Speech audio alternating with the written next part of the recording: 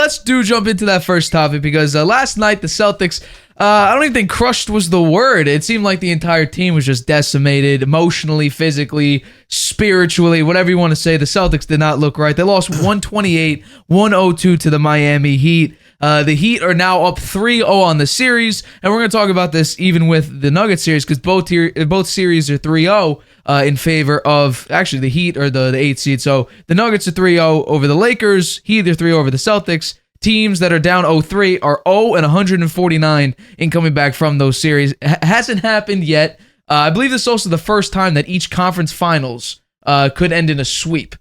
But at the same time, which is actually crazy. I believe that is the first time it's ever happened. So it's going to be very, very interesting to see what these next couple days tell us. Tonight, we do have the Nuggets. We'll talk about the next topic. But let's begin with this one. Jaylen Brown and Jason Tatum. The two superstars, some people say, the two main pieces, I call them, on the Celtics combined for 1 of 14 from 3 last night. Butler nearly had a triple-double, but it was Gabe Vincent dropping over 29 points he had? Yeah, 29 points in this game. Everyone says an undrafted player. So I want to know, what do you think was the reason the Heat were able to go up 3-0 in the series and absolutely dominate the Celtics in Game 3 specifically? They want it more. That's it. They want it more. They got a chip on their shoulder. They have a bunch of players that weren't even drafted. They're out there to show they're as good as anybody, and they're proving it. And I think that the Celtics' performance is embarrassing. And that they came into this series thinking, we're going to walk all over these guys, right? And they've been beaten handily here.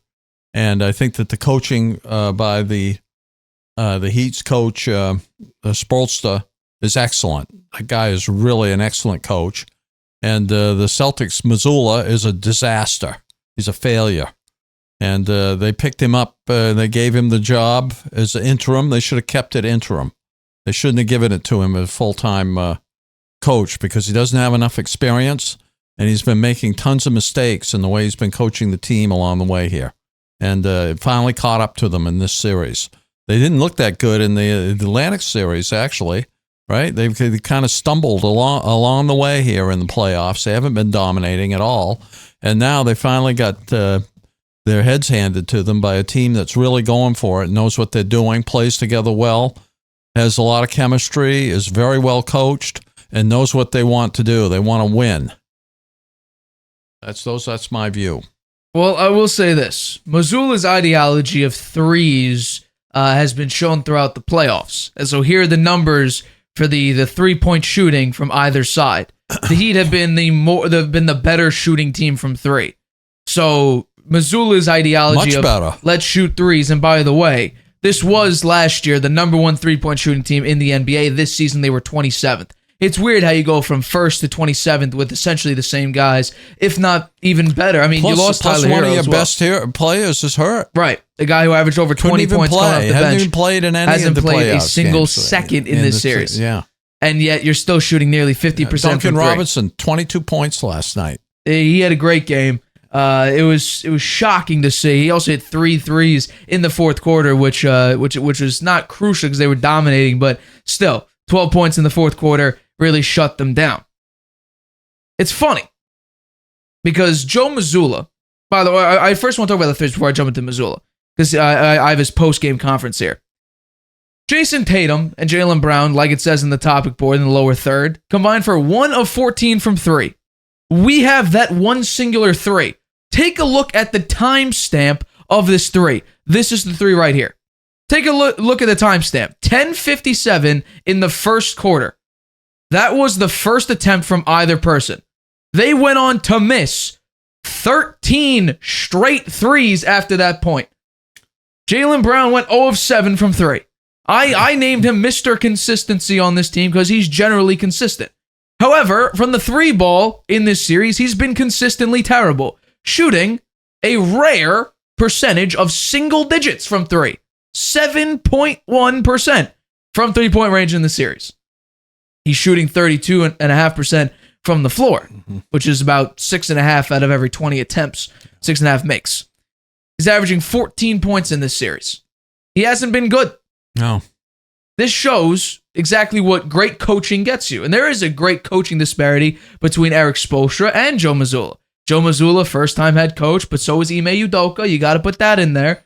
The difference between Mazzulla and Ime Udoka is simply the ideology of the team. Ime Udoka went old school. Hard defense, try on every single play. And Mazzulla is more new school. Let's focus on the three ball.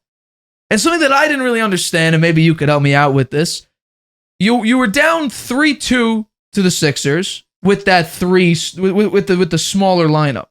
Then you put in Robert Williams and you bench Derek White. You win Game 6, dominating, at least on the defensive side. In Game 7 again, you allowed, 86 points in Game 7 to the Sixers? Now, it didn't work for you in the first 2 games against the Heat because, honestly, you threw the game away. You were up big leads in the first 2 games and threw it away. And so in Game 3, you decide to resort back to your smaller lineup? You put Derek White back in the starting lineup? That's obviously the mistake. And he shot 3 of 9. Yeah. 9 points. Well, I'll say one more thing that I brought up along the way during the year. The Celtics didn't play good defense, right? They were number 1 defensive team last year. And you're right, Udoka, he went old school, and he had those guys playing really tough defense. That made a huge difference. A huge difference, and they just don't do it this year. They haven't been doing it. They like to admire the arc of their 3-point shot, which doesn't go in a lot of the time. Hasn't been going in these playoffs. Yeah. So, I think that coaching is a big part of this. He's got the players out there thinking about winning instead of thinking about playing basketball. And they played very poorly in this series. They had those 2 big leads. They couldn't hang on to him because they don't play defense. Right. They let the Heat back into the game, and this last game, Jimmy Butler didn't have a fantastic game. Right. It's the role players that really perform. Look at Gabe Vincent, 29 points. Duncan Robinson, 22 points. How do they let those guys have that? Caleb Martin had 18. Yeah, that bench just obliterated the Celtics bench. Yeah. Yeah. There was at one point in the game where the Celtics had 35 points. I believe the bench players from Miami had 33 total points, which is absolutely absurd. I do want to get to the post game interview. This was Joe Mazzulla post game asking about who this big loss is on, who this series is on, and this is what he had to say. Yeah, I just didn't have him ready to play. I should have. Whatever it was, whether it was the starting lineup, whether it was an adjustment, I have to get them in a better place, ready to play, and that's on me.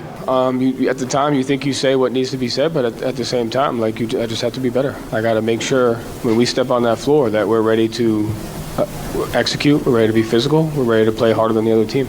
That's my job. Yeah, I think some of that defensive identity has been lost, and we have to get that back, and that's where part of that is on me to make sure we get that back. These last couple games, I think just the execution, we're not connected. Usually at our best, we're connected, we're together, we're physical on the defensive end, and we don't have that right now. Yeah, the most important thing is how can we get our defensive identity? How can we get just a clear understanding of what it looks like on an offensive end, and just keep it as simple as we can so that we're connected and we're physical, and we play with the right mindset and we play together. So that was Joe Mazzulla talking about, what happened in Game 3. A lot of defensive identity you've been missing. Game 3 or yeah, this is Game 3. Yeah, that's right. So down 3-0. Yeah. He was talking a lot about the team's defensive identity, and he didn't want to put it on. They don't have one. He didn't want to put it on the superstars on the team or the main stars on the team. He wanted to put it all on himself. Well, I don't know if it's because he lost the locker room or it feels like he's losing the locker room that he has to put the blame on himself. But I will say this. You can't always put it on yourself. It is also on your players. You have a guy who should be, consistently great in Jaylen Brown. He's the most consistent guy maybe on this team. You also have Jason Tatum, who could drop 35 on any given night, but he could also shoot 14 points and go 1 of 7 from the 3 and 6 of 18 from the floor. And also, I'll say this, the superstar, Jason Tatum, in 3 games in the series, is now 0 for 3. He went 0 for 0 in Game 1 in the fourth quarter, didn't take a shot. He took 3 shots in Game 2, didn't make a single one of them. And the fourth quarter, they were getting blown out so much, he was a DNP, did not play. Yeah. So, well, I think the Mazzulla is on to something in terms of blaming himself about the defense because Udoka was able to get those guys to play good defense last year, and this year they don't. That is true. And I also put on Mazzulla. You know, he didn't play Grant Williams. He had him on the bench, not playing at all there for a while. Then suddenly he's in there. He disrupted the whole flow of the way they play. And I think that he said they're disconnected. Well, I can understand why they would be. You keep shuffling the way the strategy on who starts and who's in there, whether it's a big or a small lineup. You go one to the other, and it's got I think it has disrupted the chemistry of the players and got them confused. And this is the result. They got blown out, 128-102. Yeah, disgraceful. It's going to be crazy to see. Even Magic Johnson had to comment on this game, and he said he never thought he would see a Celtics team give up. And it looks like they've completely given up. They gave up. Jason Tatum has no confidence. That 1-3 was the only three that either him and Jaylen Brown made. Jaylen Brown, the entire from the jump, the Celtics were complaining to the refs every single time. Marcus Smart got, I believe, a technical in this game. It was very, very bad. The Celtics didn't know what exactly they were doing. Now the question is, how do they go into Game 4? Game 4 will be tomorrow, 8:30. How do they go into the Game 4 and win a game? Or are they just going to lay down and just take the loss and get swept? Well, if they have any pride at all, they'll come out and try to win the game, right? If they have any pride at all.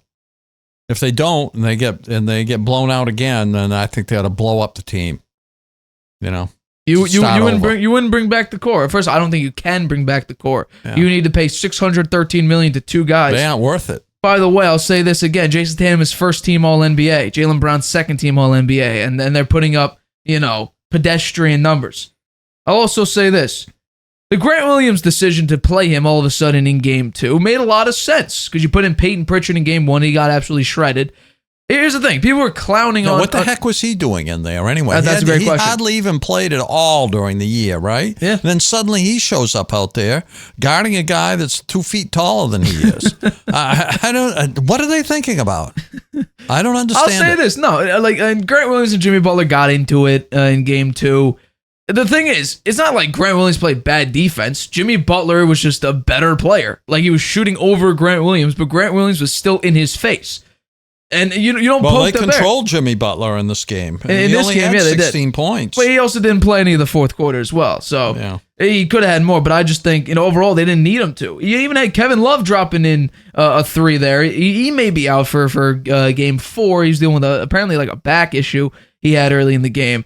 I don't understand these moves. I really don't. You change up the starting lineup, the starting lineup that actually saved your season against the Sixers. I think if you start this 3-point shooting lineup in Game 6, you're going to lose in 6 to the Sixers. And you decide to change it up when you're down 2-0 to the Heat? No, the reason you were losing was not because you were starting off slow and you need to shoot more threes. The reason you were losing is because in the fourth quarter you couldn't score a bucket and the main guy on your team wasn't even shooting the ball. That's right. And they didn't take any when Miami was making their runs in the third quarter.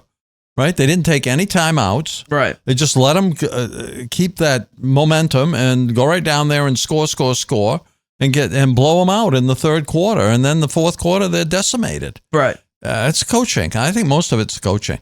But I do think these guys are prima donnas on the Celtics. They don't have the heart that we go back to the teams of Larry Bird and McHale and Parrish.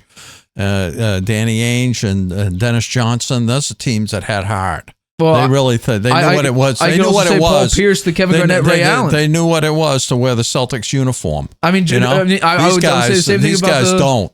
The 2008 NBA Finals? The Celtics literally turned their season around. Weren't they like dead last in the NBA? Then they make the trade for. They brought in the superstars. Yeah, they was it Ray Allen they traded for. And they also brought Paul Pierce was there. He was always there. They brought in Kevin Garnett as well. That made the difference. And then what? They absolutely flipped their season around. And I would say that's how you do it. That's how you do it. They also had, I believe they had Rajon Rondo on that team as well. He was a distributor, which the Celtics don't seem to have, once again, a pure distributor. They turn the ball over too much, too. They try to... I think Jason Tatum would be better off just catching and shooting than trying to drive doon the lane. He loses the ball most of the time when he does that. Him and Jaylen Brown have had and then when he gets near the basket, why not dunk it? instead of trying to do a layup, which he misses half the time. I can't believe it. I will say this. We have harked on the Knicks' ability to get rebounds. The Celtics have no problem getting rebounds. They had 57 to 35. 57 rebounds to 35 rebounds. That's a 22 rebound disparity. Yeah. But it doesn't help when, you give up 54.3% from the three to the Heat and you only shoot 26.2. 26%. 26%. From three and 54% from Miami. That's the difference in the game right there. I mean, the rebounds weren't the problem. You out rebounded by 22. Yeah. Look at this number. The Celtics had 21 offensive rebounds. The Heat had 1. A 20 offensive rebound disparity. And you got blown out. Because the thing was, no matter what the rebound, the Celtics were getting offensive rebounds, but it didn't matter. They were just bricking every shot after that. So it would these offensive rebounds, well, the number you look at is really? They had 20 more offensive rebounds? It didn't matter. The Celtics just got absolutely decimated. Yeah, they couldn't shoot the ball. And it's gonna be they can't play defense. It's gonna be interesting to see what the next moves are. You can't play defense. You're not gonna win. That's for damn sure. So I expect them to get swept. Okay, I want to say this before we go into the next topic. ESPN analytics need to be, whoever's on that staff needs to be fired or whatever, because the Celtics still, according to the ESPN Power Index, have a chance at winning this series. Winning this series? I couldn't believe it. And guess what? They even have a chance at winning Game 4. A 66%, I checked earlier today, a 66% chance to win Game 4 in Miami after just getting blown out. I think they'll be very lucky to win that game. I don't think they got the heart to do it, and I think Miami has got the dagger. They got the motivation. They're playing with a chip on their shoulder. They got 3 undrafted players they're playing there that are doing well. And Jimmy Butler is their leader, and they've got the chemistry and the great coach. I think the Celtics lose Game 4. They get swept, which would be crazy. And Julius Randle said it himself. They want it more than we do. Yeah. And the entire playoffs, it seemed like they just cared way more than any other team. And to think that they lost to Atlanta in the play-in.